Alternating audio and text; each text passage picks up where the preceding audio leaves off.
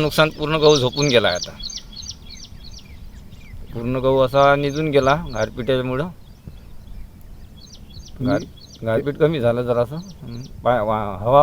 हवामान हवाच्या येणं जो झोपला गेला पूर्ण. काढत होतो मी या असतेला.